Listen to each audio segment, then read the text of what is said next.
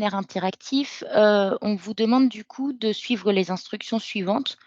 Donc de vous munir soit de votre, téléphone portable ou soit d'avoir un deuxième écran si vous êtes, sur PC pour pouvoir du coup mettre le petit questionnaire en ligne, juste à côté de notre présentation. Donc on vous laisse, prendre en main le questionnaire en ligne. Donc avec votre, téléphone portable, vous pouvez soit, via le QR code, soit, via le site internet et vous entrez du coup le code de l'événement.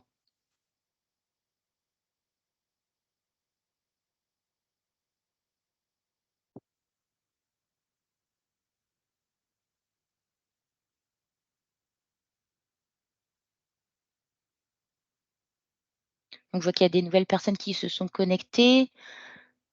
Bienvenue du coup pour notre semaine Un jour un outil, qui permet de vous préparer à la semaine sécurité patient prévue en novembre 2023. Donc plusieurs thématiques et leurs outils d'évaluation portant sur la sécurité des soins vous seront proposés durant toute la semaine. Et aujourd'hui, on va essayer de répondre à la question: «Pourquoi le médicament à risque est-il aussi méchant?» Donc élaboré avec nos collègues de l'Omédite. On vous propose donc du coup un petit webinaire interactif, rythmé par différentes questions. Donc si vous pouvez vous munir de votre téléphone portable ou d'un deuxième écran sur vos PC.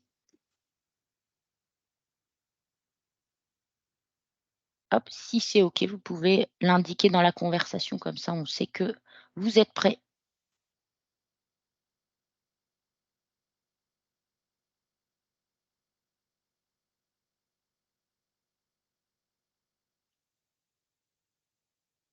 Et on va attendre d'arriver à la barre des 70. Ça Ah a l'air voilà, de fonctionner. c'est parfait. On refera des petits arrêts où ça sera possible de scanner le data matrix, si besoin. On commence. Donc on vous propose une première question. Ce qui est important à chaque fois, c'est de bien valider votre réponse, en bas de votre page d'ordinateur ou en bas du smartphone. On remplit la réponse et après on va cocher, sur valider. Donc, pour un premier retour d'expérience, savoir un petit peu, comment ça s'est passé dans vos établissements. Est-ce que vous avez déjà passé votre certification V 2020? Donc est-ce que vous l'avez passée? Oui ou non?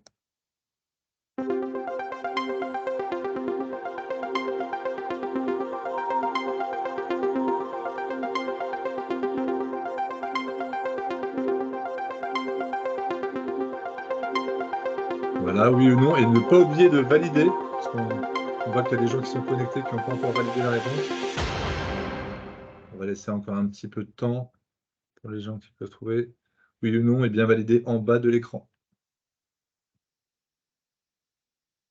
On va essayer d'atteindre les 100 de réponse sur la première, ce serait bien ou pas loin? On y arrive, on y arrive. On y arrive tout doucement. Ouais, pour les toutes nouvelles personnes qui viennent de se connecter, donc c'est un webinaire qui sera rythmé par un petit, questionnaire en ligne. Donc, si vous pouvez vous munir de votre, smartphone ou, le faire directement sur l'ordinateur.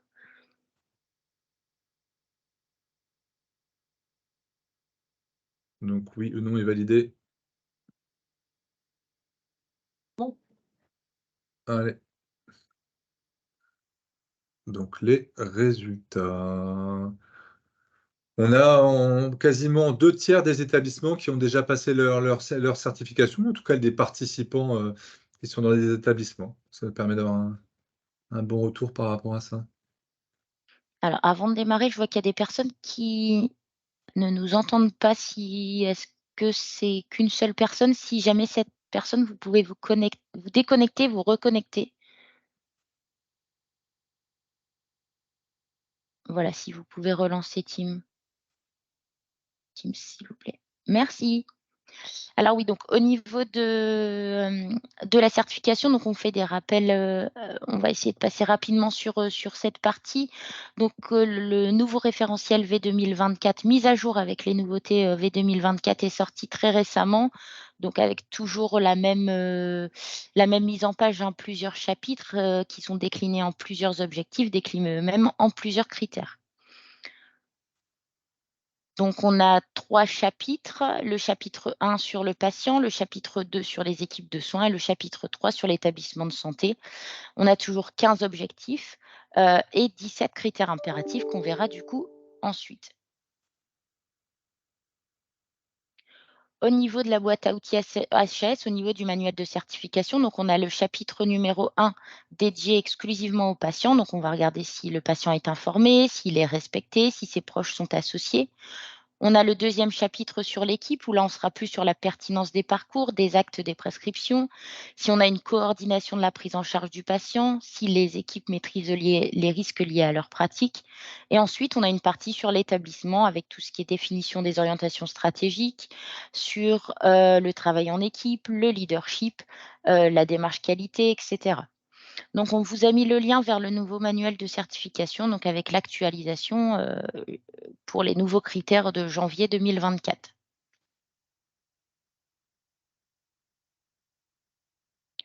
Ensuite, au niveau de la fiche pédagogique sur la prise en charge médicamenteuse, donc elle est disponible, elle n'est pas encore, les modifications sur les mises à jour ne sont pas encore faites. On vous diffusera du coup, la nouvelle fiche pédagogique dès que les mises à jour seront effectuées par la Haute Autorité de Santé. Donc ces fiches pédagogiques, rappellent du coup les enjeux nationaux, rappellent en quoi la certification répond à ces enjeux, mais surtout on y voit les points clés qui nécessitent une attention particulière des experts visiteurs pendant la visite. Donc vous avez sur cette fiche tout ce que les experts visiteurs iront rechercher durant la visite. Et vous avez des petits mémos utiles à l'intérieur. Donc, on vous a remis le lien, mais attention, elle n'est pas mise à jour à l'heure actuelle.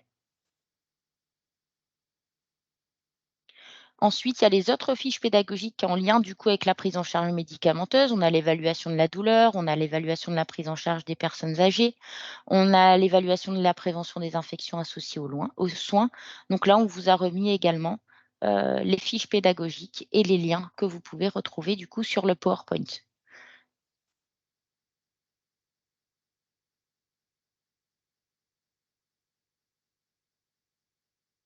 Alors, donc, il y a une question là qu'on va vous poser. Avez-vous eu une ou plusieurs fiches anomalies au regard du critère C2.3-06, les équipes maîtrisent l'utilisation des médicaments à risque? À vous de cocher. Vous avez le choix donc entre oui, non, je ne sais pas.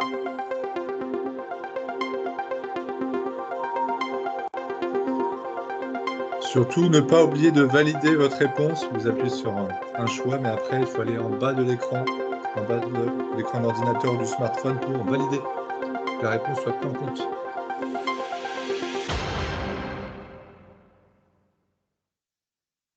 On va laisser un petit peu plus de temps.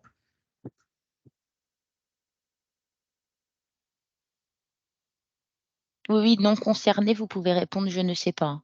Ouais. Allez. On va regarder les résultats. Donc, 21% des établissements, donc un établissement sur 5 tout de même, qui déclare avoir eu une ou plusieurs fiches anomalies au regard du critère des médicaments à risque.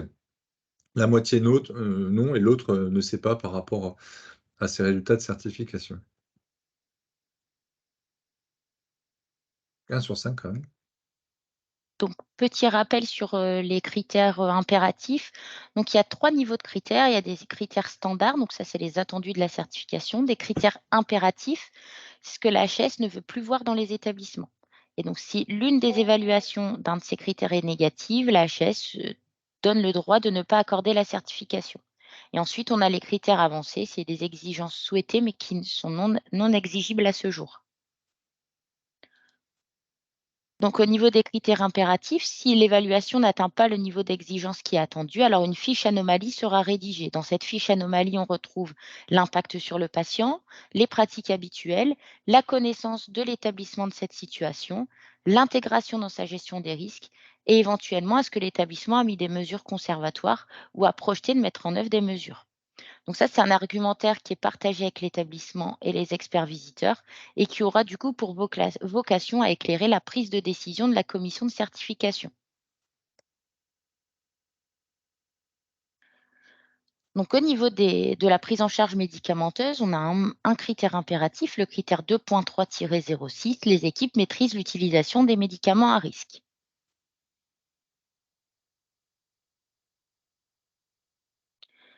Alors, on a une fiche mémo FORAP, on a élaboré avec notre fédération, la FORAP, une fiche mémo en fait on a un peu décortiqué du coup la fiche pédagogique de la HAS, on a été un peu plus loin et l'objectif de cette fiche mémo, c'est de faciliter du coup l'appropriation des attendus, des éléments d'évaluation du critère impératif et aussi de vous présenter une vision globale des attendus du manuel de certification en analysant justement les attendus des critères associés. Donc, on vous a mis le lien vers la fiche mémo FORAP.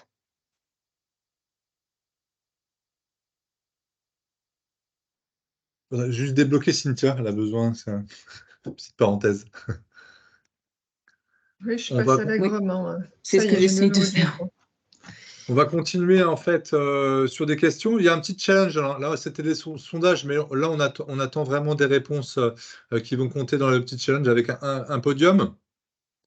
Au moment de l'administration, on doit appliquer la règle des 5B. Pouvez-vous énoncer cette règle?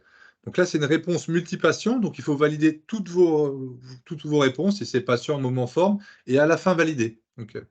Donc on va trouver produit, patient, médecin, dose, durée, moment, forme et voie. Donc, quelles sont les règles?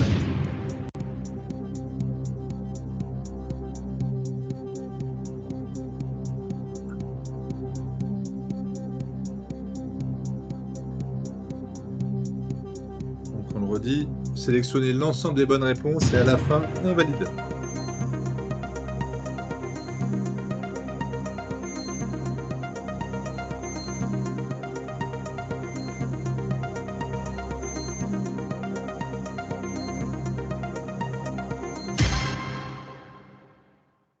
C'est encore quelques secondes supplémentaires pour que tout le monde puisse participer.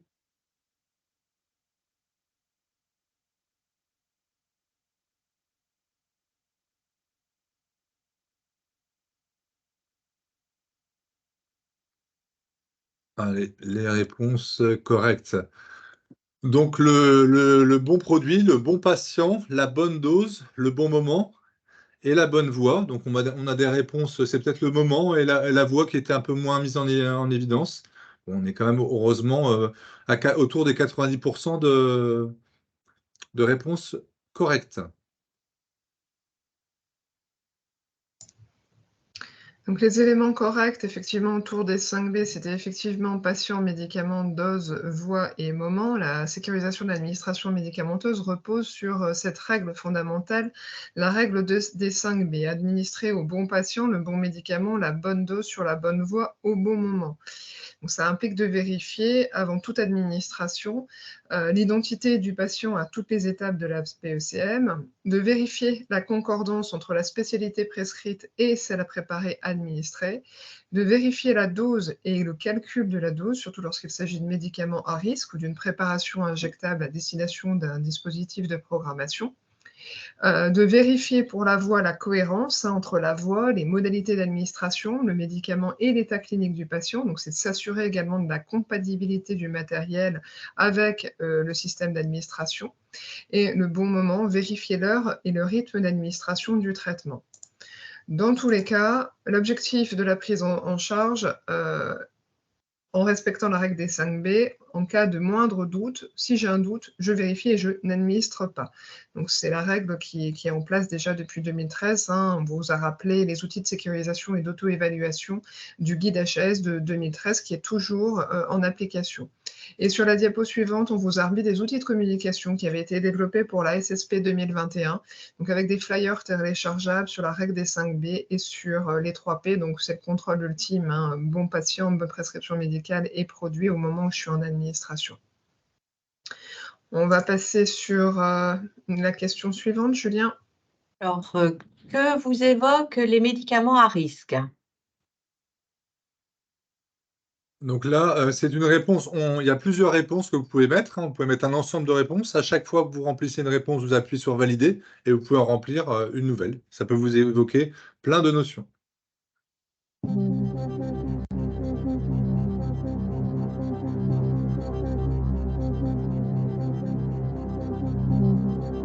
n'hésitez pas à remplir plusieurs réponses.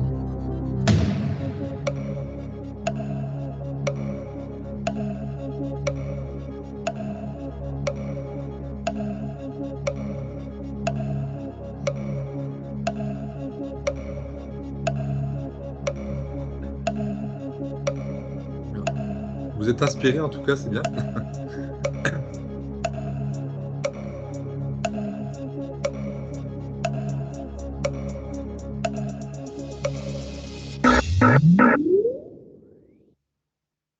Encore quelques secondes supplémentaires. Allez, on arrête à 200 mots. Comme ça, on te met un objectif. Ah, ça monte, ça monte. Ça monte, hein.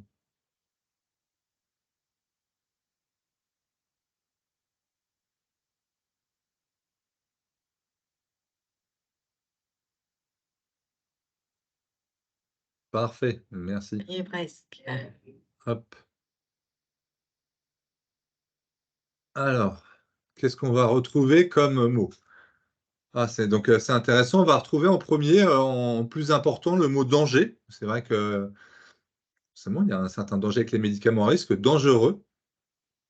Derrière, on va trouver médicaments, forcément, vigilance, la surveillance, tout ce qui est logo, étiquetage, l'identification, c'est encore avec le logo, la surveillance, la prescription, les mesures barrières, la confusion, Never Event, la toxicité, sensibilisation. En tout cas, un panel de mots autour de la sécurité. Événement indésirable grave,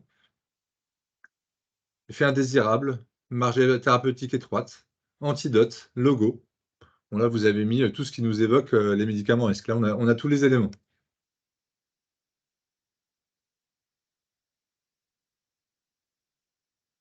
Donc, on va continuer sur la rubrique des médicaments à risque et d'autres questions. Qu'est-ce qu'un médicament à risque? Est-ce que c'est un médicament qui est souvent en rupture de stock? Un médicament dont une erreur d'utilisation peut avoir des conséquences graves? Un médicament dont l'utilisation est dangereuse pour les professionnels? Donc, toujours là, il n'y a qu'une réponse de bonne. N'oubliez pas de valider votre réponse en bas de l'écran ou du smartphone.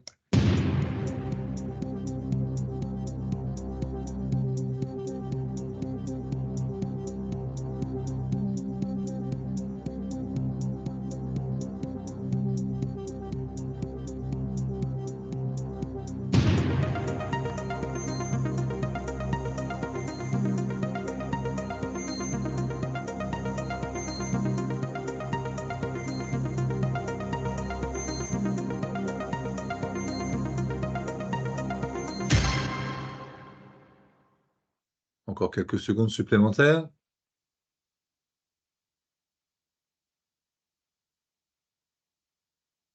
On va aller voir les réponses. La réponse correcte était un médicament dont une erreur d'utilisation peut avoir des conséquences graves.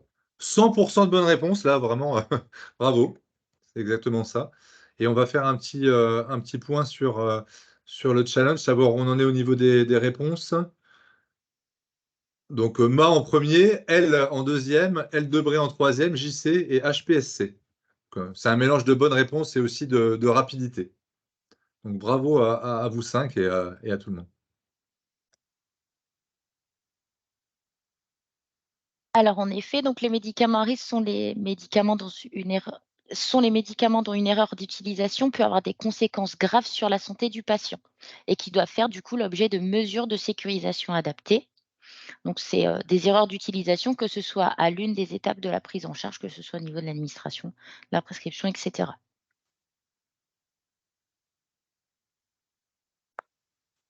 Alors, donc maintenant, on passe à la question: lesquelles de ces particularités peuvent faire d'un médicament un médicament à risque dans votre service?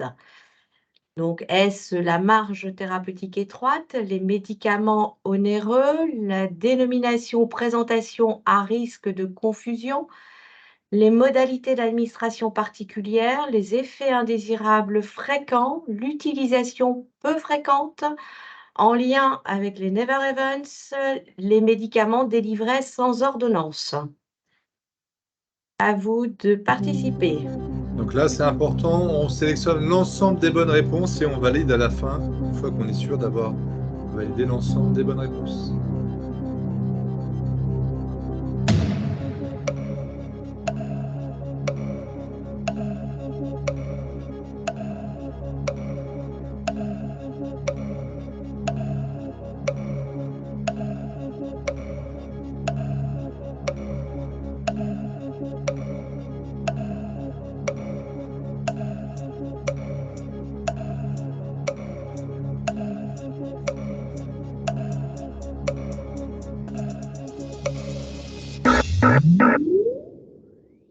laisse encore quelques secondes supplémentaires pour laisser un maximum de personnes participer.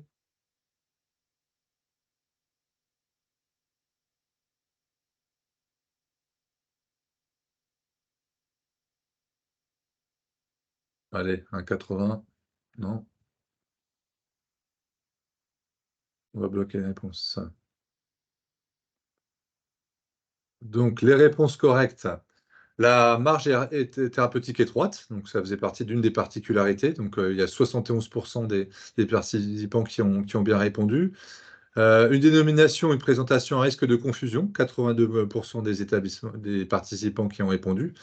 Des modalités d'administration particulières à 78%. Une utilisation peu fréquente, bah oui, c'est vrai que quand on n'est pas habitué au produit, il y a des risques de mésusage. Et un lien aussi avec les Never Event, hein, puisqu'il y a vraiment les Never Event et les médicaments à risque, il y a beaucoup de croisements entre ces deux thématiques.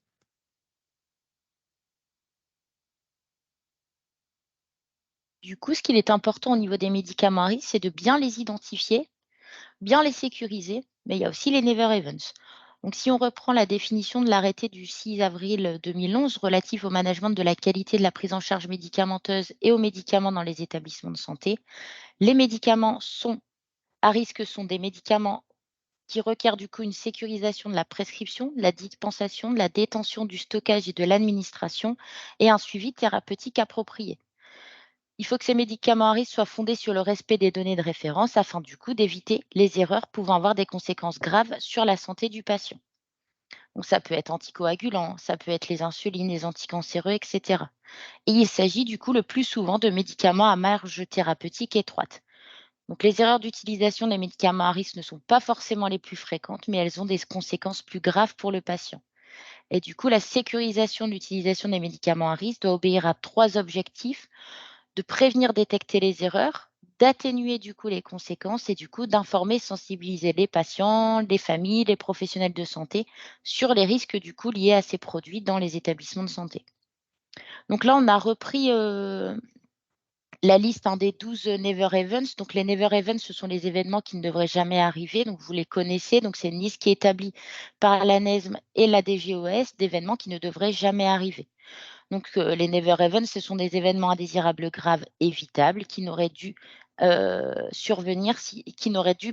pas dû survenir, pardon, si des mesures de prévention adéquates avaient été mises en œuvre. Donc, on vous a remis la liste des 12 Never Events. On va reprendre le petit jeu. On vous pose une question donc, qui rentre un peu dans notre petit challenge.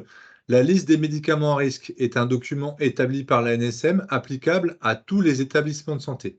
Est-ce que c'est oui ou est-ce que c'est non?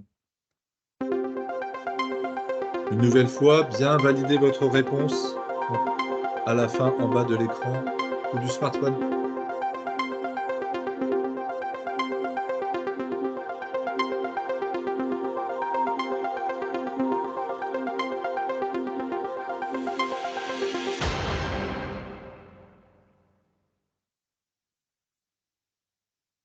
Encore quelques secondes. On a vu que c'était 79 à peu près le nombre de répondants. Question.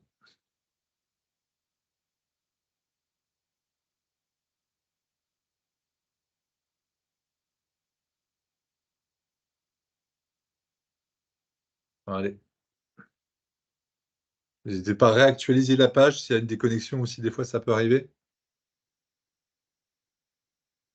Hop. Les réponses. Non, cette liste n'est pas un document établi par l'ANSM applicable à tous les établissements. Les établissements n'ont pas à avoir la même liste de médicaments à risque. Alors, autre question. Dans votre établissement, la liste des médicaments à risque est spécifique à chaque service, identique pour tous les services, établie par secteur d'activité.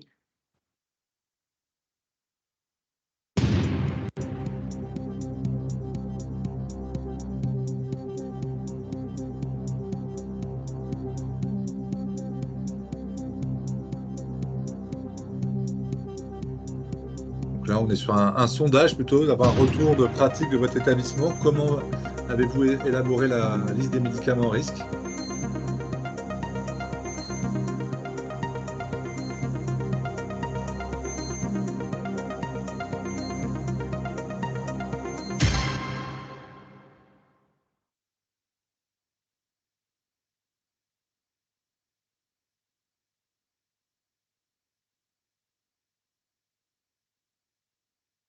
Alors, au niveau des résultats, c'est assez disparate, hein, parce qu'on va avoir pratiquement la moitié des établissements qui a une liste des médicaments à risque spécifique à chaque service. 35% qui a fait le choix d'avoir la liste pour l'ensemble, une liste institutionnelle pour l'ensemble des services de l'établissement, la même. Et puis d'autres qui sont allés sur des solutions mixtes, où on a une liste qui est établie par secteur d'activité, où on est là à 18%. Donc une organisation qui est différente selon les établissements de la région. Donc pour sécuriser le circuit du médicament, donc chaque établissement doit élaborer sa propre liste de médicaments à risque, donc adaptée à l'activité de l'établissement, de chaque secteur, de chaque service. Donc les experts visiteurs demandent une liste spécifique des médicaments à risque de chaque unité, secteur, pôle qui doit être identifiée et connue des professionnels et consultable. La liste des médicaments à risque doit être élaborée en concertation avec tous les professionnels. La liste des médicaments à risque doit être régulièrement révisée et adaptée. Et ensuite, on demande à ce que les professionnels de santé soient formés sur ces médicaments à risque et que cette formation soit réalisée de manière régulière et renouvelée.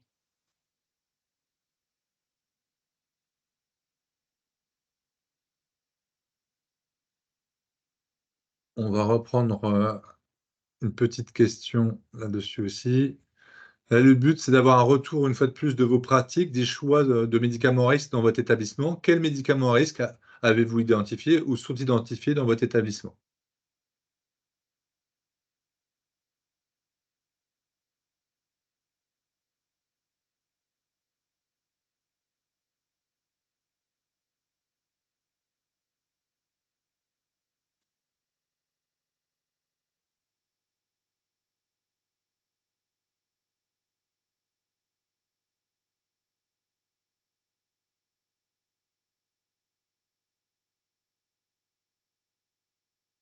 Allez.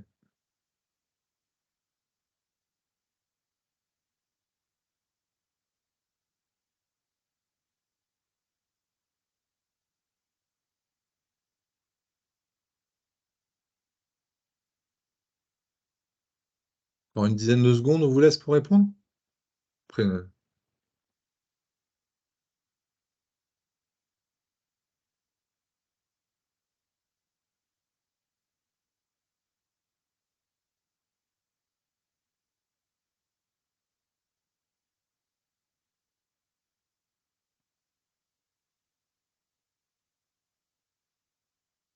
Il y a du choix, a voilà. priori. Après, il y en a beaucoup. Allez, on va stopper ce petit sondage. Hop, alors qu'est-ce qu'on va retrouver de façon plus importante? Vous voyez, là, il y a quelque chose qui se dégage quand même de très très loin sur les autres médicaments. On voit l'insuline, on voit les anticoagulants.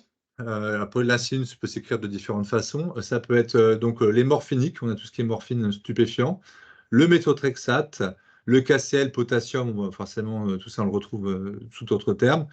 Donc, il y a des solutions de diabète qui vont à l'insuline. On a par exemple des choses un peu plus spécifiques, peut-être des activités. La Ritaline, peut-être dans certains établissements psy, des choses comme ça derrière, ou avec des enfants. Valproate, voilà, on va voir les choses. Clozapine, voilà, ça le dû aux spécificités aussi des établissements. Est-ce qu'on a qui est un peu. Donc voilà, tout ce qui est antiarythmique, pour certains, c'est des antibiotiques, les cytotoxiques, Colchicine. colchicine. Ouais. Voilà.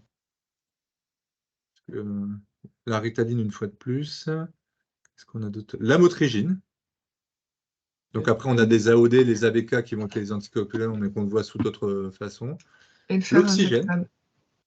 Tu as vu quoi, Le Cynthia? fer injectable. Le fer injectable pour certains, oui, avec les confusions Ouais. entre les différents types de fer qui sont possibles. Qu'est-ce qu'on a d'autre? Les neuroleptiques. Là, c'est pareil, c'est sûrement avec une population qui est âgée, peut-être aussi derrière. Donc, on va choisir les neuroleptiques comme médicament à risque. La kétamine. C'est quand même. Après les grands classiques, on va voir, qui sont les anticoagulants, l'insuline, le potassium, on voit que d'autres ont adapté cette liste à leur spécificité, à leur type de population. En tout cas, on le voit, c'est intéressant. Les curares aussi, on voit là, forcément, avec les risques de confusion. D'accord. Merci pour vos réponses. Donc c'est vrai que dans le manuel de certification HAS, il y a un élément d'évaluation, du critère impératif du coup sur les médicaments à risque qui, nous indique: «L'équipe dispose de la liste des médicaments à risque utilisés dans le service et en a connaissance». Du coup, on a répertorié ici dans cette diapo quelques outils qui pourraient vous aider à élaborer ou identifier vos médicaments à risque en établissement. Donc, il y a l'aide à l'élaboration d'une liste de médicaments à risque réalisée par le Médito-Centre. Il y a les médicaments à consonance ou apparence semblable réalisés par le Médite-Centre Val-de-Loire. Voilà, on vous a remis, les liens sont directement dans le diaporama. Il y a juste à cliquer. Donc, vous allez, une fois que vous allez récupérer le diaporama, vous allez pouvoir du coup récupérer les outils. Alors là, on passe maintenant aux mesures barrières. C'est un sondage. Citez des exemples de mesures qui permettent de sécuriser le circuit des médicaments à risque. Là, vous pouvez rencontrer autant de réponses que vous le voulez et valider à chaque fois. Maintenant, vous commencez à être habitué.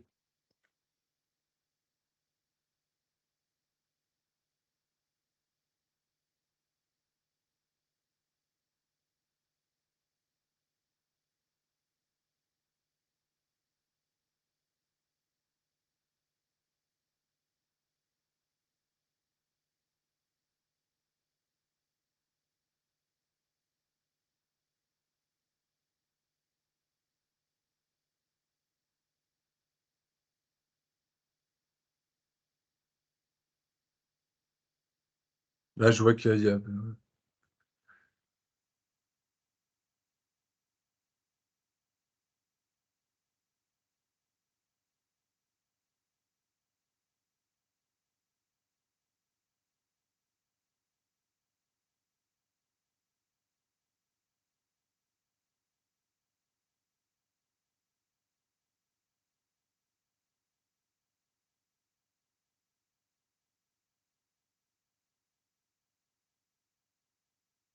on va laisser encore une petite dizaine de secondes.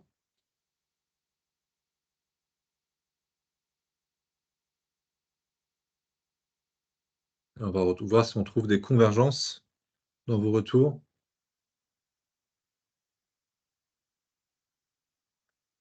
Allez, on va arrêter.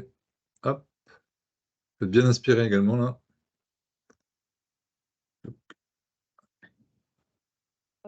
Donc, est-ce qu'on va retrouver des convergences? Ah oui, il y a aussi des convergences aussi. Le double contrôle, la vérification, les doubles contrôles. L'affichage, on va dire l'identification, hein, parce que affichage, logo, étiquette, voilà, on est sur le logo de stockage, on est sur la même thématique. Étiquetage, on a le volet prescription, on a la formation, on a les protocoles. Qu'est-ce qu'on va avoir? Toutes les règles de stockage, là, avec la signalétique, formation des professionnels, les antidotes aussi, bien évidemment. De faire une cartographie des risques, forcément, pour identifier aussi les soucis. Coffre-fort, donc pour aller avec les stupéfiants. La validation nominative. Donc, il y a toute une partie aussi, là, je vois des choses sur l'analyse pharmaceutique, sur la dispensation nominative. Des usages uniques, donc ça, c'est dans les achats, le stock, le fait de choisir ses spécialités. Le transport et l'étiquetage et tout ce qui est identification sur le logiciel également, en fait, tout ce qu'on peut pouvoir mettre à l'informatique comme alerte. Voilà. Et la traçabilité.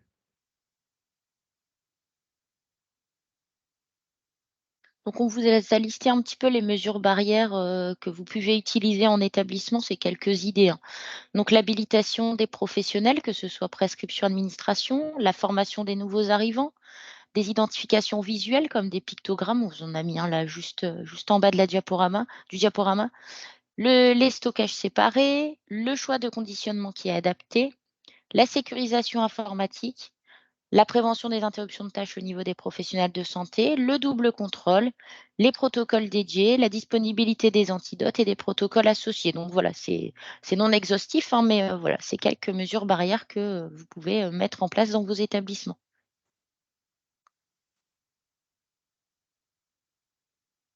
Et ça reprend bien en fait ce qu'ont dit les participants au final, hein. C'est vrai que dans les recommandations qui ont été faites, Mm. on a tout retrouvé en fait là-dessus. Une nouvelle question.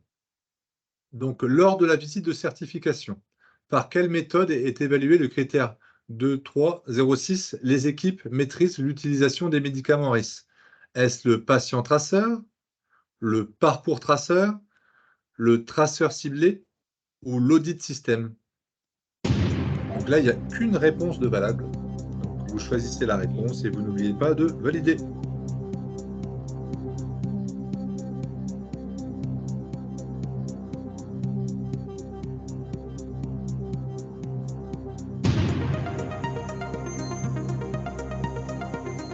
Est-ce le patient traceur, le parcours traceur, le traceur ciblé ou l'audit système?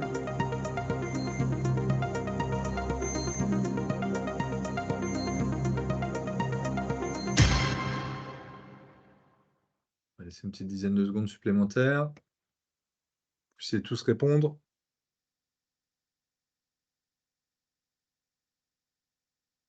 Allez. Bloquer la réponse. Donc la réponse était le traceur ciblé. Donc il y a à peu près 2 participants sur 3 qui ont répondu correctement à la question. On va faire un petit point au niveau de notre petit challenge, savoir où on en est au niveau des meilleurs joueurs. Donc c'est toujours Ma qui est premier. En deuxième, Aurore. Les Boss en troisième. Bon, il y a le code du WhoopClub en quatrième. Et HPSC en cinquième. Et puis après, je vous laisse voir au niveau du classement où on en est.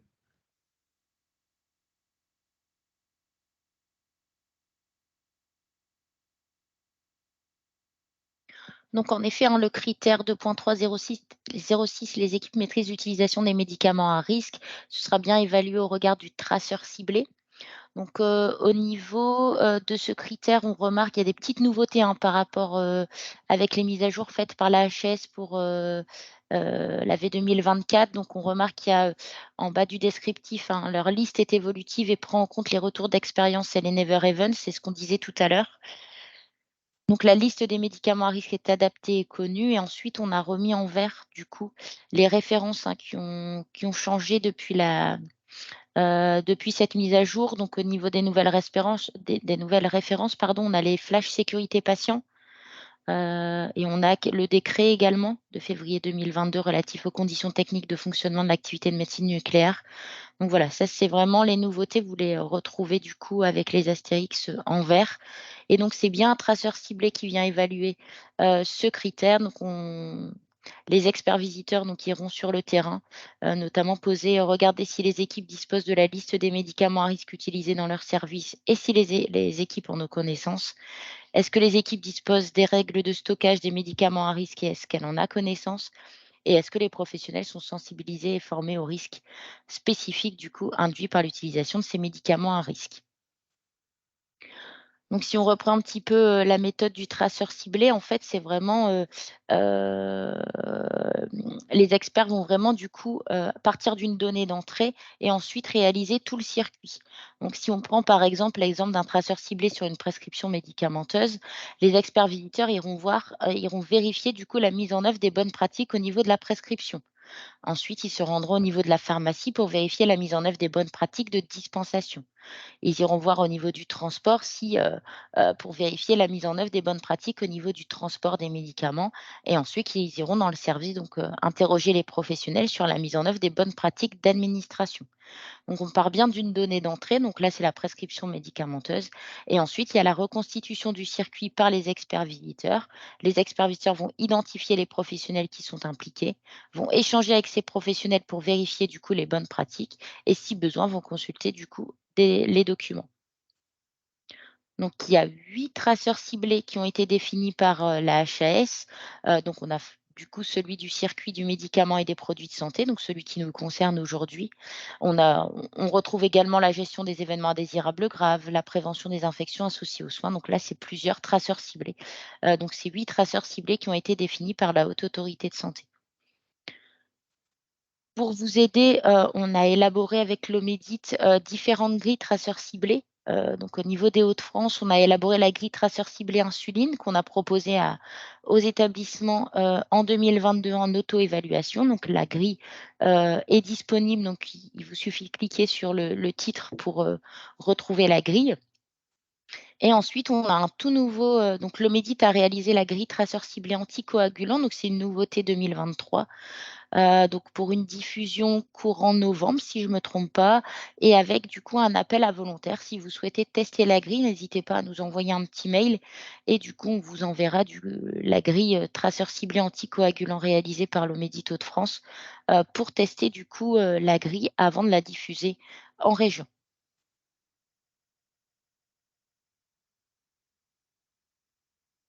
Et ensuite, donc, je reviens sur la fiche, Mémoforap, tout à l'heure où je vous disais, on a avec notre fédération, on a un peu décortiqué, la fiche Mémoforap pour essayer d'aller un peu plus loin et de vous aider, notamment sur les critères associés et cetera.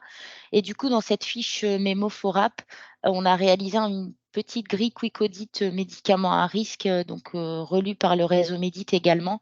Donc, l'audit, il se compose de plusieurs parties. Il y a des grilles, d'entretien médecin, des grilles d'entretien avec les IDE, des grilles d'observation. Donc l'audit, peut être réalisé sous forme d'audit croisé. Vous pouvez le faire entre différents services ou entre différents établissements si vous êtes un groupe, par exemple. Donc c'est vraiment, ça se réalise sur la base d'entretien auprès des professionnels donc qui sont concernés. Il y a des observations et l'audit peut être mené par, des professionnels de l'unité de soins, des IDE, des cadres, des médecins ou des pharmaciens. Donc on préconise de le réaliser à minima 2 fois par an pour permettre un petit peu l'appropriation des items par les équipes et de vous permettre de rythmer un petit peu et de vous évaluer de façon régulière. Donc là aussi, hein, la grille, est disponible. Vous avez du coup le lien, grille Quick Audit Mar, vous pouvez directement retrouver la grille. Et donc, sur cette diapo résumée, on vous a, voilà, résumé, comme son nom l'indique, tout ce qui a trait aux médicaments à risque, donc la notion, du traceur ciblé, le fait que c'est un critère impératif qui correspond au critère 2.306, les attendus, avec l'identification, avec une liste régulièrement révisée et adaptée, une sécurisation de l'utilisation qui va obéir à 3 objectifs: le fait de prévenir et de détecter les erreurs, d'atténuer les conséquences et d'informer et de sensibiliser patients, familles de patients, aidants et professionnels de santé. Et bien sûr, les vigilances spécifiques autour de cette liste, propre à chaque établissement ou pôle d'activité. Donc, ça dépend du type de pathologie qui est prise en charge, avec la mise en place de barrières de sécurité que je ne vais pas reciter. On en a quand même vu pas mal que vous nous avez voilà, remis.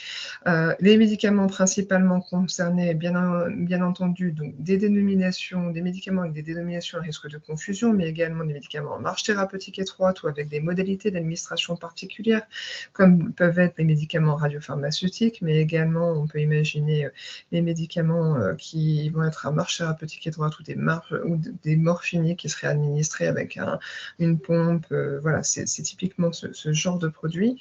Et on a voulu vous faire un petit focus en fait sur les médicaments qui nous avaient été déclarés dans la base d'erreurs médicamenteuses 2021. Donc pour ceux qui n'en auraient pas eu l'information, on a réalisé une restitution de l'analyse de ces erreurs qui ont été déclarées pour l'année 2021 lors d'un webinaire qui s'est tenu le 22 juin 2023. Et donc en collaboration avec les CRPV de Lille et d'Amiens, on a présenté cette restitution. On voit sur cette restitution que 40 Never Events avaient été recensés pour l'année 2021 contre 121 en 2020, donc une baisse de 67%, mais attention, cette baisse est générale également en termes de nombre de déclarations qui nous ont été effectuées. Pour autant, dans ces Never Events et dans ces erreurs médicamenteuses identifiées, on a révélé en palmarès donc les anticoagulants, suivi de l'insuline et ensuite des spécialités utilisées en anesthésie réanimation au bloc opératoire. Donc on vous a remis le lien, en fait, vous retrouverez les liens utiles sur la page dédiée de l'Omedit dans la section erreurs médicamenteuses. Je pense que là, on va marquer un petit temps d'échange. On va redémarrer le cap après, mais on va peut-être, voilà, si vous avez des questions, on va marquer un premier temps d'échange. Donc n'hésitez pas voilà, à lever la main pour qu'on puisse réactiver les micros ou sinon positionner vos questions si vous en avez dans le chat. On va essayer au mieux d'y répondre. On est plutôt dans les temps. Je pense qu'on va mettre une petite dizaine de minutes parce qu'on a encore quelques petites questions après qui sont plus voilà, du pratico-pratique et du jeu de quiz de connaissances vis-à-vis des médicaments à risque. Alors, on a une question pour vous, pour nous, de manière générale. Pourriez-vous nous communiquer à quelle adresse mail nous devons effectuer la demande? Je pense que c'est en rapport, en fait, avec la grille. Donc il y a un mail, peut-être qu'on le remettra également dans le mail qu'on renverra à l'ensemble des établissements, mais c'est sur le mail contact RSQ, je suppose, pour vous. Et puis pour nous, sur l'adresse mail de Jennifer Prala. Donc ce qu'on vous propose, c'est, normalement, on a récupéré les adresses mail, on renverra un message où on mettra dans la diapo les mails de contact. Ouais, on va insérer nos contacts dans la diaporama. Un diaporama sera plus simple.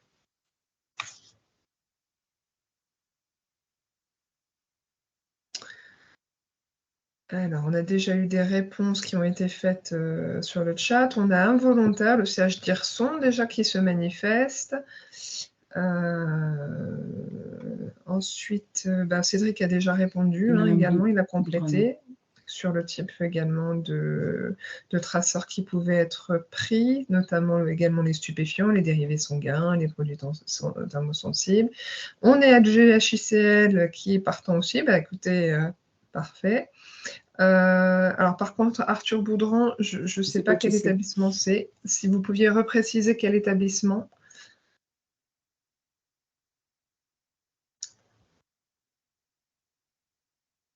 Comment appréhender la précision dans le nouveau manuel à posologie dépendante clinique des Cèdres? Ok, très bien, merci. Donc, posologie dépendante du poids. Alors moi, j'avoue que je n'ai pas vu cette notion-là. Elle se situait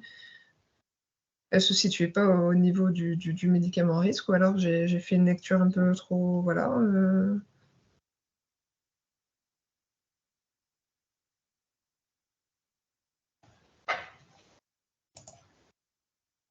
Dans l'introduction du critère. Ok, très bien, mais on va regarder. Il faut qu'on aille voir, Cynthia. Ouais, ça, on va les regarder. On ne va pas vous répondre là, on va les regarder. Parce que nous, on avait gardé les notions, effectivement, d'attention particulière, forcément, sur les services qui pouvaient identifier un risque. Donc, on pensait notamment aux services de néonat, services de pédiatrie et certains services de gériatrie. Mais pour autant, voilà. De toute façon, les questions sont enregistrées et on ira regarder.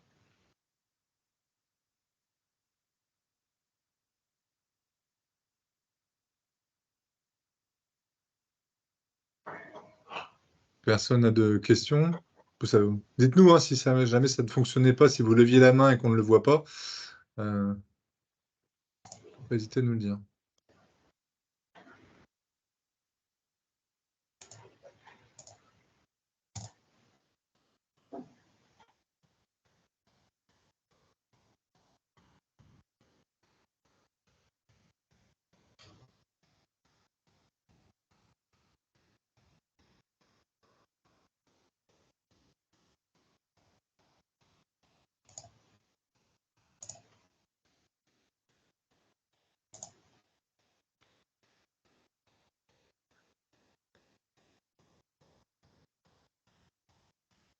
Alors oui, effectivement, je le vois. Je m'étais focalisée vraiment sur la liste adaptée, effectivement, et c'est sur le 4e point, juste après la partie radio. Ok, très bien. Merci.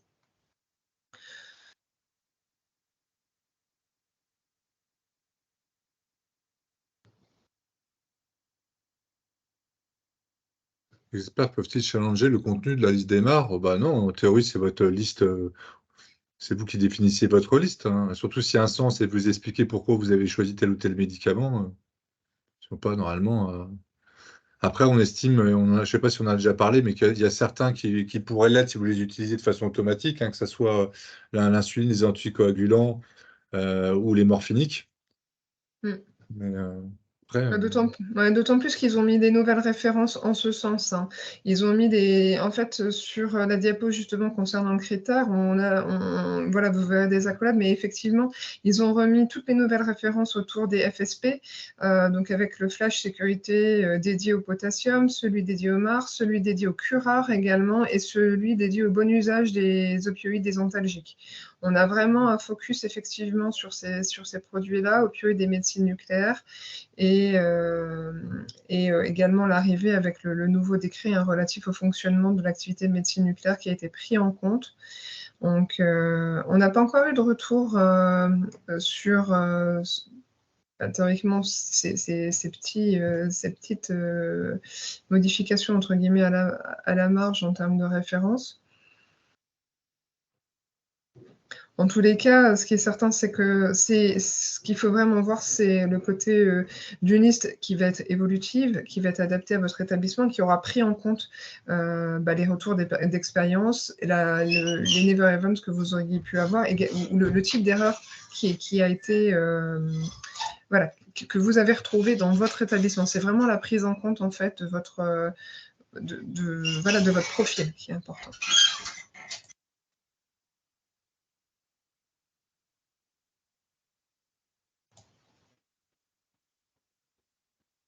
Après, pour des idées, des ateliers ludiques pour la SSP, vous l'avez vu, ce genre de questionnaire interactif, ça peut être sympa aussi à proposer avec les questions de votre choix. Il y a aussi des Omédites qui ont fait des escape games, c'est des choses aussi qui se voient dans notre région. Des exemples d'ateliers. Il y a des chambres des erreurs aussi avec les médicaments à risque qu'on voit aussi dans nos régions. Je ne sais pas si Noël et Laurine, vous avez d'autres idées dans ce genre-là. C'est vrai que ça peut être aussi l'occasion. Alors nous, clairement, très rapidement, on va vous mettre le diaporama avec les questions et les réponses à disposition. Il faut savoir qu'il y a l'outil sur lequel là on travaille. Bon, effectivement, là c'est une licence qu'on a pris, mais il est tout à fait possible que vous puissiez utiliser certaines fonctionnalités de VooClap en mode gratuit, entre guillemets, que vous réutilisez ces jeux de questions-réponses pour faire une évaluation de connaissances, par exemple, de vos nouvelles arrivants, hein.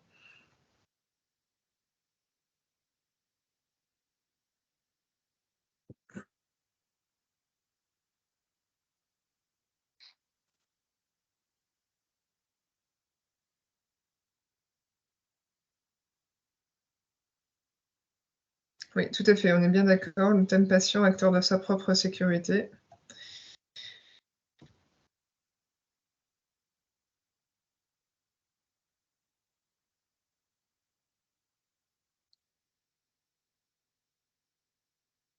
On continue peut-être, Cynthia, parce que sinon Oui, après, oui, c'est oui.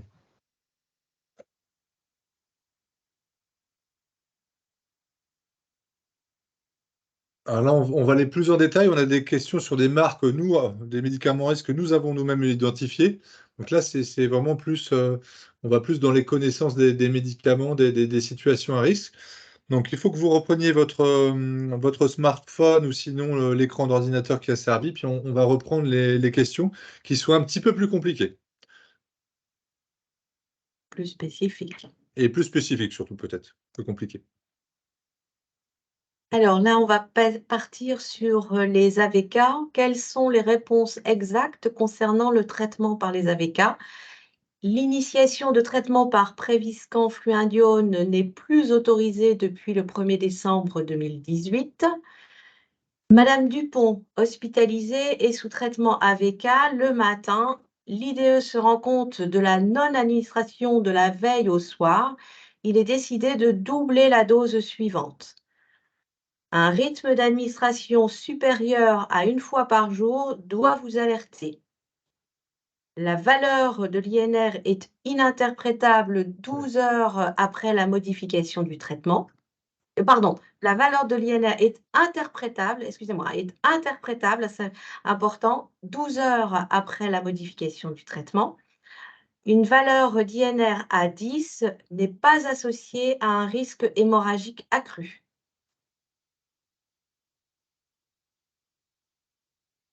Donc à vous de Donc là, faire vos réponses. il faut sélectionner l'ensemble des bonnes réponses et après valider. C'est important. Il y a plusieurs bonnes réponses.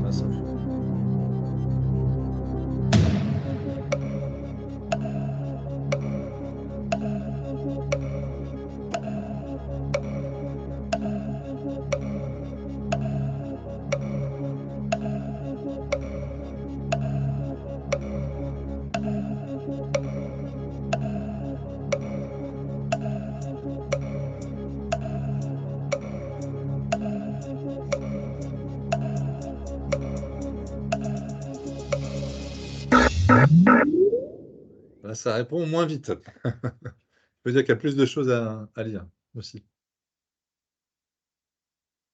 Allez, on vous laisse un petit peu de temps supplémentaire.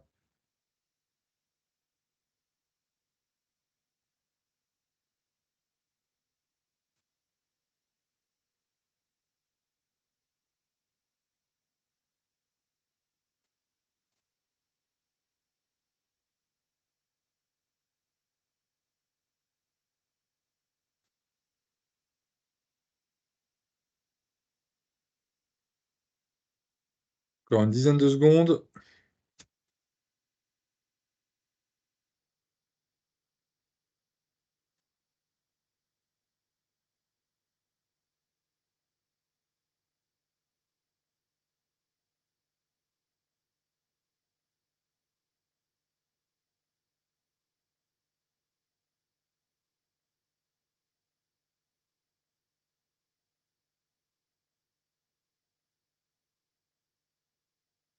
Allez, on va clôturer les votes.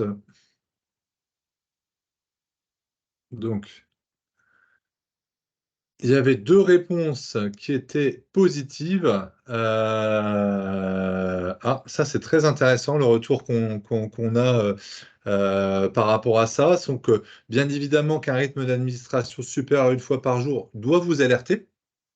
Puisque c'est surtout le cas pour les 1/4, 1/4, 1/2, on est bien, il y a bien 1 fois par jour en rythme quotidien pour les AVK. S'il y a plus que d'1 fois par jour, c'est un souci, il y a une alerte, il faut retourner voir le médecin.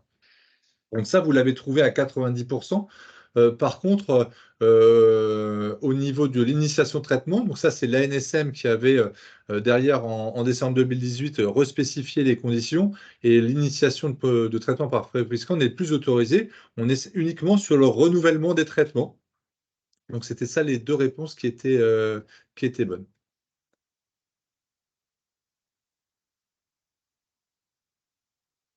Et donc ici, focus sur quelques fiches patients et fiches professionnelles, ainsi que guides de bon usage. Bon, certains d'entre eux les connaissent déjà, hein, mais l'Omédite Normandie avait travaillé déjà il y a quelques années sur les fiches de bon usage des anticoagulants et des antiagrégants plaquettaires oraux. Donc vous avez ici un exemple de fiche conseil professionnel sur le Préviscan, qui était la thématique de la question précédente. Et surtout pour ceux qui ne l'auraient pas encore vu, en septembre 2022, il y a eu parution du guide de bon usage des anticoagulants qui d'ailleurs nous a servi pas mal sur les questions qu'on a pu mettre justement dans la grille traceur ciblé anticoagulant. On s'en est servi en mode source utile, donc on vous le remet ici. On va enchaîner directement avec une autre question.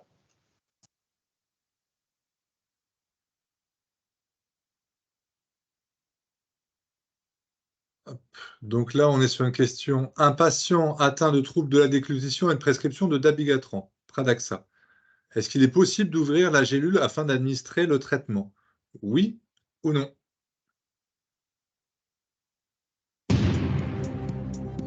Donc, un patient atteint de troubles de la déglutition a une prescription de dabigatran, Pradaxa. Pouvez-vous ouvrir la gélule afin d'administrer le traitement? Oui ou non? Toujours, n'oubliez pas de valider votre réponse.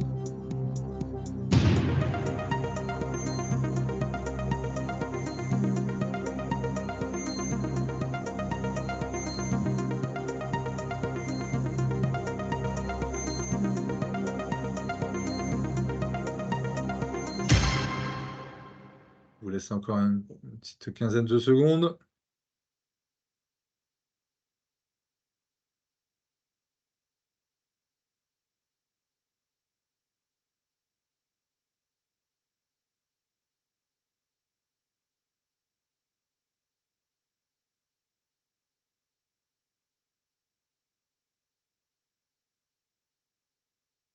Allez, on va clôturer les votes.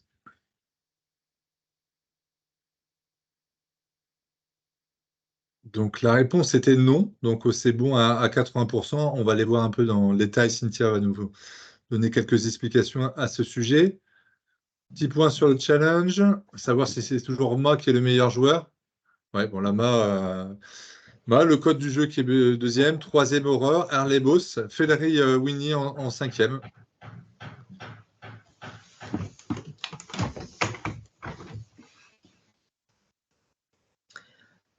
Donc, en termes d'outils à disposition, pareil, on vous relaie sur un atelier outils de la SSP 2022 qu'on avait animé en présentiel, mais qu'on a mis à disposition sur la section broyable buvable. Un atelier qui comprenait en fait, pareil, des systèmes de quiz sur les broyables et sur les buvables avec des cas pratiques qu'on avait ressortis des erreurs médicamenteuses, mais également reprovenant de certaines EIG qui nous avaient été remontées dans la région, et des liens vers les bonnes pratiques et outils. Pour ce faire, un flyer avait été créé et qui est complètement pareil, disponible, réutilisable en l'état. Il faudra juste que vous alliez sur la page, il est téléchargeable et les différentes recommandations autour des broyables et des buvables y sont positionnées. Pour autant, en termes de recommandations, donc la pratique du broyage et de l'écrasement relève d'une prescription médicale, et c'est une pratique en fait qui peut être à risque, que ce soit pour le soignant ou pour le patient. Alors, pratique à risque dans le sens où, manifestation d'allergique, risque d'inhalation, de réaction dermique, mais également risque de chimiotoxicité, rapport à l'utilisation ou au risque d'écrasement autour de médicaments anticancéreux. Et risque également en rapport aux produits. Certains produits, effectivement, ne peuvent pas s'ouvrir, ne peuvent pas s'écraser. On pense notamment aux capsules. Donc, l'intérêt est de connaître les formes galéniques des spécialités et leurs caractéristiques pour savoir si elles vont pouvoir être ouvertes, si elles vont pouvoir être sécales ou broyables. Par exemple, on ne va pas réaliser le broyage sur des formes à libération prolongée ou des formes à libération modifiée ou même des formes gastro-résistantes. Donc, le broyage est une activité qui doit être en fait réalisée par une infirmière qui, pour le moment, malheureusement, il n'y a pas de délégation possible sur cet acte de broyage aux aides-soignantes ou aux aidants. Il n'y a que l'infirmière ou par délégation, effectivement, des préparateurs ou du personnel pharmaceutique qui le ferait en temporalité rétro. Mais voilà. Donc, le broyage doit rester exceptionnel et avant tout, il faut s'interroger sur la pertinence du produit, réévaluer éventuellement le traitement si le produit correspondant ne peut pas être broyé et rechercher une alternative galénique ou une alternative thérapeutique. Et dans tous les cas, on ne procède à l'écrasement ou à l'ouverture qu'après cette étape et en ayant consulté les référentiels existants, notamment donc les listes disponibles de formes écrasables. Pour ce faire, on vous a mis en lien la liste nationale des médicaments concernant l'écrasement des comprimés et l'ouverture des gélules, donc une collaboration entre l'Omédite Normandie et la Société française de pharmacie clinique pour la part du groupe gériatrique, qui a été tout dernièrement mis à jour le 19 septembre 2023. Donc pareil, on vous a remis le lien. Vous la connaissez sans doute, cette liste, elle se présente sous un format Excel avec un lisez-moi et ensuite une liste nationale qui est participative et collaborative avec le fait de pouvoir remonter sur le lien utile, les éléments en regard que vous auriez, les compléments d'informations que vous auriez, et puis ces fameux logos qu'on revoit un peu partout et qui sont très parlants.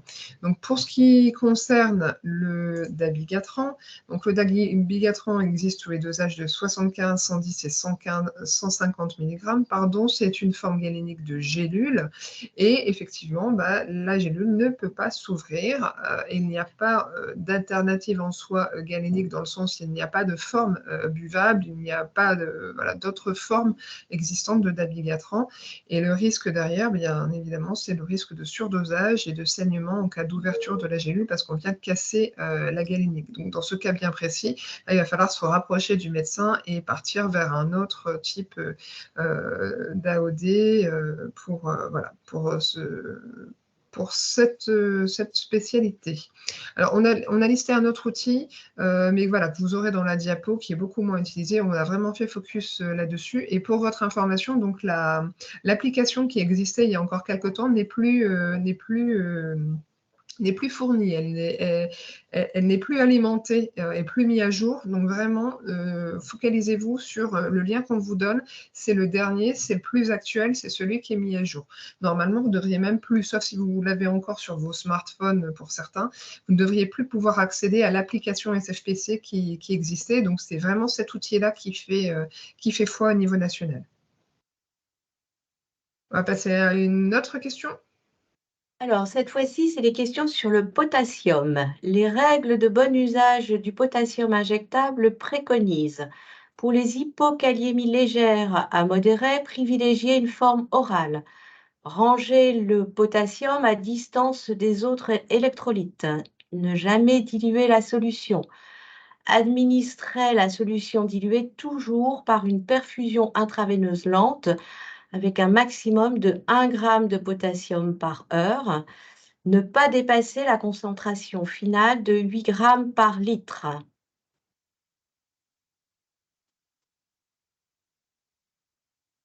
Donc, vous avez plusieurs réponses possibles. Donc, toujours le même principe. On valide l'ensemble de ces bonnes réponses, on coche, et puis après, on fait une validation finale. Une fois qu'on a validé.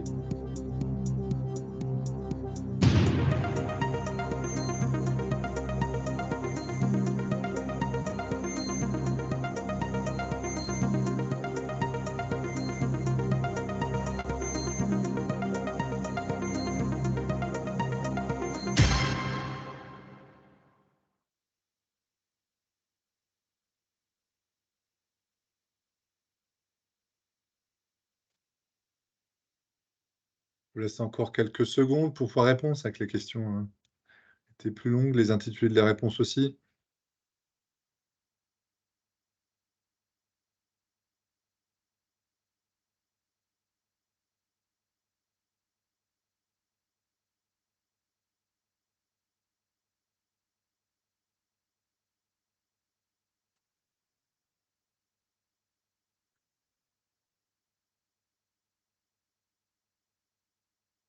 Allez, on va clôturer.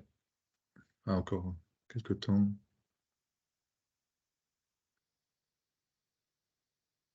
Hop. On va aller voir les réponses. Donc oui, dans la mesure du possible, quand les hypocalémies sont légères et modérées, on va privilégier plutôt la forme orale de potassium que l'injectable. Pour éviter les confusions, on va ranger le KCl à distance des autres électrolytes. La règle de base, ce qu'on entend toujours, ce qui est toujours important à répéter, c'est qu'on va justement diluer la solution, c'est que le potassium doit toujours être en solution diluée, par perfusion intraveineuse lente, avec un maximum de 1 g de KCl par heure. Et puis la cinquième, la réponse n'était pas bonne, parce qu'en fait, c'était ne pas dépasser la concentration finale de 4 g par litre. C'est bien une concentration finale de 4 g par litre, et pas de 8 g par litre. Donc, sur les hypocalémies légères à modérées, on a 80% de bonnes réponses. Pour voilà, le rangement à distance, 93% de bonnes réponses. Et puis, sur la dilution, on est à pas loin des 80% de bonnes réponses. Alors, pour aller plus loin, on vous met donc les informations retrouvées. L'ANSM donc vient de recommuniquer sur le chlorure de potassium injectable et la bonne utilisation de ce chlorure de potassium. On vous invite à aller voir donc sur le site de l'ANSM. De même, donc la HAS a donc fait un flash sécurité patient en juin 2021 sur le potassium. Qui dit potassium dit vigilance maximale, parce que donc ils ont repris les événements indésirables graves au regard du potassium et donc les ont analysés et en ont donc proposé cette cette fiche flash sécurité patient, avec donc des outils aussi qui peuvent donc vous intéresser. Enfin, il y a un e-learning qui a été fait donc par l'Omedit Centre sur les Never Events, donc le potassium, qu'on vous invite donc à utiliser si vous ne le connaissez pas déjà.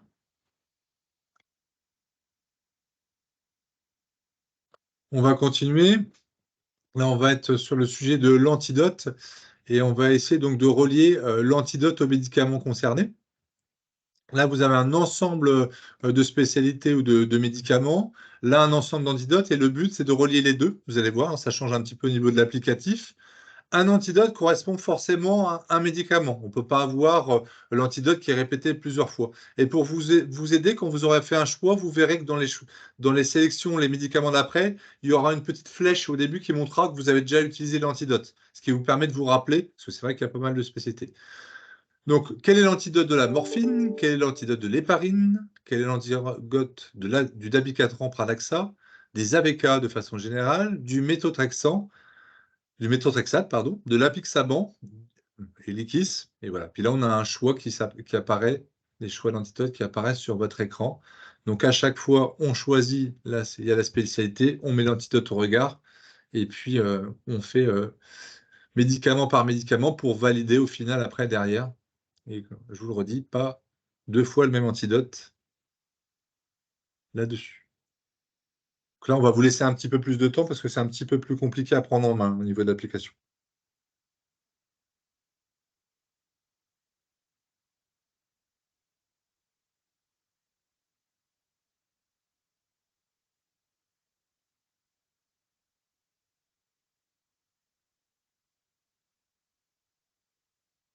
Non, non, pour le savoir, pour les antidotes d'après, si ça a déjà été utilisé, vous regardez la lettre A, B, C, D et à gauche de la lettre A, B, C, D, il y a un petit trait qui se met qui dit vous l'avez déjà utilisé préalablement. C'est ça qui vous permet de savoir si vous avez un doute sur le fait, savoir si l'antidote a été utilisé.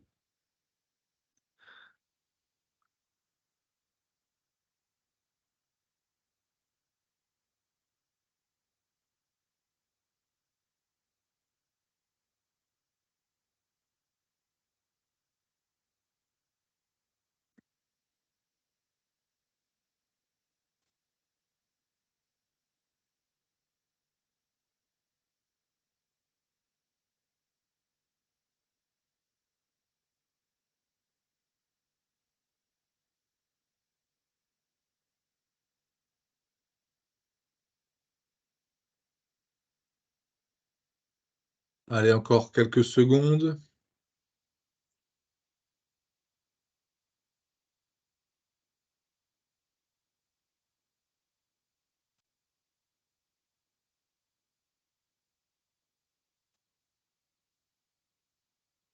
Allez, on va découvrir les réponses. Hop. Donc la morphine avec l'antidote qui est l'aloxone. Donc là, il y a 97% des participants qui le laissent. L'héparine avec le sulfate de protamine. Le dabigatran Pradaxa avec le Paxmin hidarusizumab, 79%. Les ABK, la vitamine K, pas de problème. Des choses qui sont peut-être moins connues, c'est le méthotrexate avec son antidote qui est voraxase glucarpidase. Et puis, bah oui, le Pradaxa, c'est le seul AOD avec un antidote. Donc, l'apixaban et l'Ikis n'a pas d'antidote. C'est pour ça qu'il y avait la réponse, pas d'antidote. Petit point sur le challenge. Il ne reste plus qu'une question après celle-là. Donc, tout va se jouer sur la dernière question. Et Aurore a pris les devants. Mal, un petit coup de moins bien. Je ne sais pas ce qui se passe. C'est la période post-prandiale. Et Or, GL repasse en deuxième position. Voilà, on a Beauvais bien placé, Hortense, Sine, MB. Donc tout se jouera sur la dernière réponse. Question. Alors là, maintenant, on vous propose une question sur les insulines. Identifier les différents types d'insuline. Alors, à gauche, donc, vous avez la première proposition, insuline glargine, la Basaglar, Lantus, Toujeo. L'insuline Lispro, Lyumjev ou Humalog. L'insuline humaine de Insulatar, Humuline, NPH. L'insuline humaine, donc les profils, Humuline Profil. Et donc, à droite, vous avez soit le choix pour une action mixte, une action lente, une action intermédiaire ou une action rapide. À vous de jouer.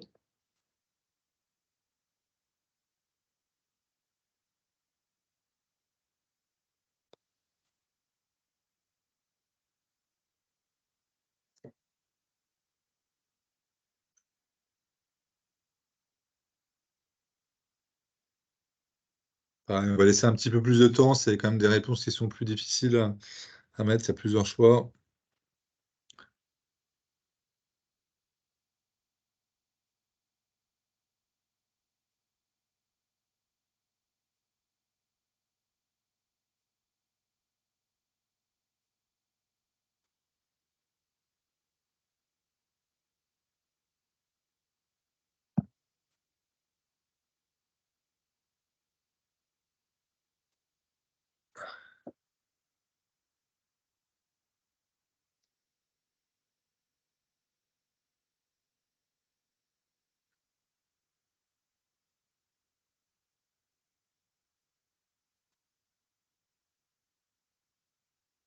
Une dizaine de secondes. N'oubliez pas de valider au final, une fois que vous avez fait vos 4 choix. Donc, la même chose, hein, il y a une action seulement. L'action mixte, ça peut être utilisé qu'une fois pour un seul type d'insuline. Pareil pour l'action lente. Et à la fin, vous validez. Ne pas avoir 2 fois l'action rapide ou 2 fois l'action mixte.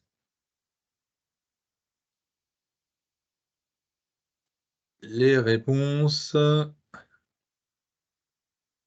continue à répondre. Ah, voilà. Hop. Allez, on va clôturer la réponse. Alors, la réponse correcte. Tout ce qui est insuline glargine, Abasaglar et son biosimilaire Lantus, le Tulgeo qui est notre alternative d'insuline glargine.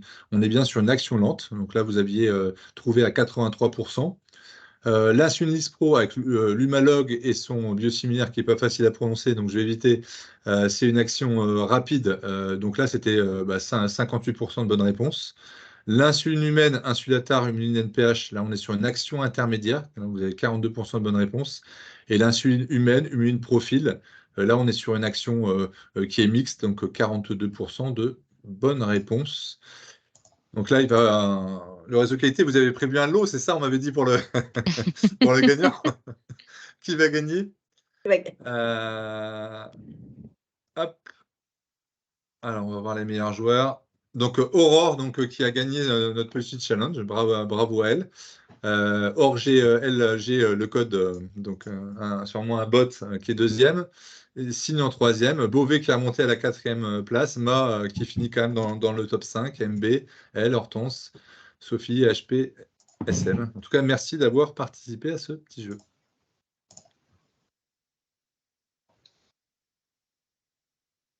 Donc, rapport en fait aux outils Je suis un mare insuline, hein, et ce qui nous a permis de vous torturer là aujourd'hui. Donc, c'est plutôt nous les méchants plutôt que les mares là sur cette dernière question. On s'est basé sur la fiche outil de Midi de Centre Val de Loire qui avait déjà bien identifié en fait la problématique autour des stylos insuline jetables. Il y a 2 outils. Lors du traceur ciblé insuline, on n'avait pas forcément fait focus sur celui-ci, mais plutôt sur l'autre. Donc, on a repris celui-là avec l'explicatif autour de l'insuline basale et de l'insuline prandiale. Donc, l'insuline basale, l'insuline à action lente, qui est plutôt là pour venir équilibrer la glycémie en cours de journée, et l'insuline prandiale, donc une insuline à action rapide, qui va se retrouver plutôt au moment des repas, en fonction de la glycémie avant, après le repas, en fonction aussi du type de repas qu'on va prendre, le but étant d'empêcher l'hyperglycémie après les repas. Et donc, le détail voilà, des différentes insulines avec la classification par les différentes spécialités. Et pareil, hein, comme on vous le disait, le lien outil utile en bas du diapo dans le lien hypertexte. Et le deuxième outil dont on vous avait parlé également, c'était l'outil sur les insulines fortement concentrées avec les risques de confusion. Donc là, ce n'est pas proprement parlé dû à l'action de l'insuline, mais plutôt en fait aux ressemblances. Et on en avait parlé lorsqu'on avait fait justement l'audit traceur ciblé insuline, et on était assez vigilant voilà, sur les rangements, les stockages dans les frigos, le positionnement des étiquettes patients lorsque voilà, quand les stylos étaient dédiés, et pour les distinguer en fait de la dotation. Donc on vous a remis également cet outil-là avec attention tout particulier sur le Tulgeo. Avec sa forte concentration. Et on vous a remis également le lien sur l'outil Never Evans Insuline qui a été réactualisé hein, il y a peu. Et en dernière diapo, toujours sur la partie insuline, on vous rappelle hein, l'ensemble du diaporama, le lien webinaire lors de la restitution des résultats régionaux. Près de 70 établissements hein, avaient participé, avaient joué le jeu sur cet audit traceur ciblé entre fin 2021 et printemps 2022. Et de ce fait, vous retrouverez voilà, l'ensemble des fiches outils, des liens utiles, des différentes boîtes à outils sur la page correspondante. Je pense voilà, qu'on en a fini pour la partie WooClap. Pour autant, voilà, vous pouvez rester encore un petit peu avec nous, mais c'est vrai que là, le timing est un peu serré. On a tenu pile poil les délais. Alors, il reste quelques diapos qui vous seront retransmises qui vous seront retransmises dans le support on va positionner sur nos sites respectifs, notamment le lien vers les boîtes à outils complètes du réseau Médit.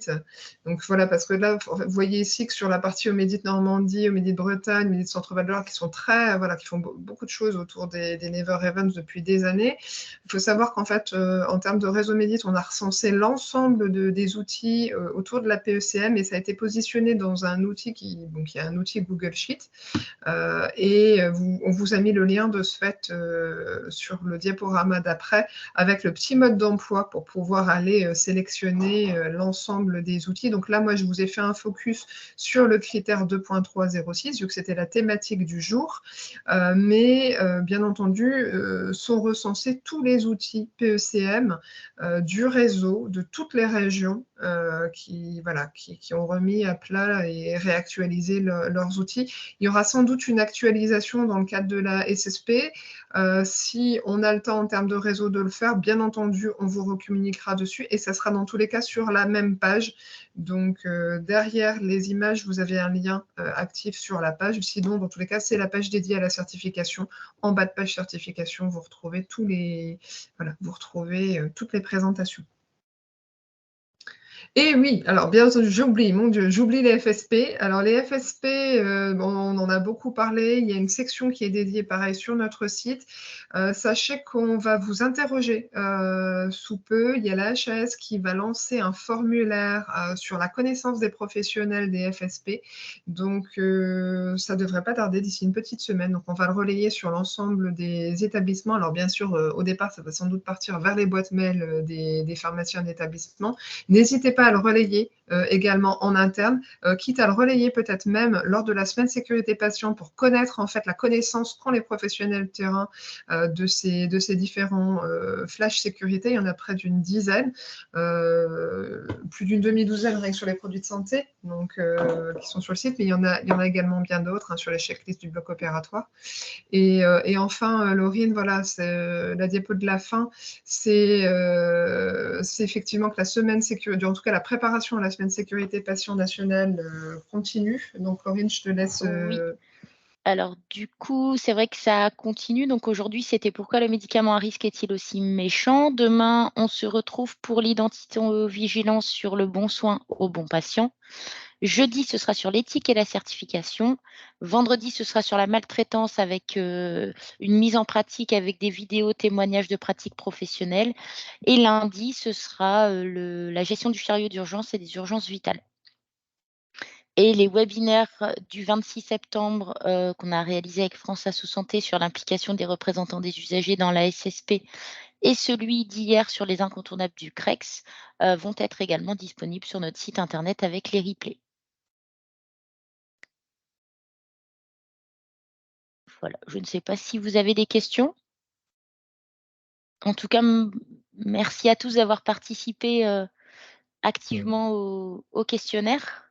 On peut peut-être laisser Laurine, si voilà, il y a des mains levées, des commentaires, des petites questions, peut-être faire un petit point de 5 minutes, même si on a dépassé. S'il n'y a pas de questions. Donc, on va essayer de mettre, j'ai vu Cynthia que tu l'as mis aussi dans le chat, mais le PowerPoint d'ici la fin de semaine sur nos sites internet pour que vous ayez du coup tous les outils d'ici fin de semaine. Oui, parce qu'on pense que ça va être compliqué de passer vos boîtes mail. Il fait quand même 13 mégas à peu près. Donc, je pense que ça ne passera pas forcément l'ensemble de vos boîtes mail. Donc, on fera dans tous les cas un mail explicatif pour vous dire où ils sont situés et où vous pourrez aller récupérer voilà, l'ensemble de la présentation et des liens outils utiles, on l'espère, pour l'organisation de votre SSP. Alors, par contre, techniquement parlant, j'ai vu une question passer sur le WooClap. Alors, nous, on ne peut pas vous mettre à disposition notre WooClap. Techniquement, ça ne nous est pas possible. Pour autant, dans le PowerPoint, vous aurez l'ensemble des jeux, des questions et des réponses. Et comme je le disais, il est possible que vous créiez vous-même des questions gratuitement sur en fait, l'outil WooClap en ligne et que vous fassiez participer. Alors, mais c'est vraiment un nombre limité. Là, c'est vrai que bon, c'est une licence qui a été achetée spécifiquement pour tenir un grand nombre de participants. Et voilà, et c'est un peu c'est le seul bémol qu'on a, c'est qu'on aurait souhaité, mais techniquement, ça ne nous est pas possible. Oui, par contre, le WooClap a l'air d'avoir été apprécié. Du coup, on espère on garde garder l'idée ce pour les prochains format-là webinaires. C'est pour ça. d'autres choses.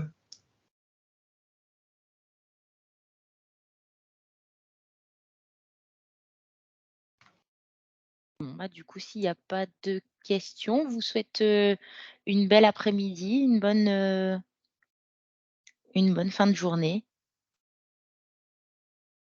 Merci à tous. Merci à tous. Merci. Merci. Belle journée.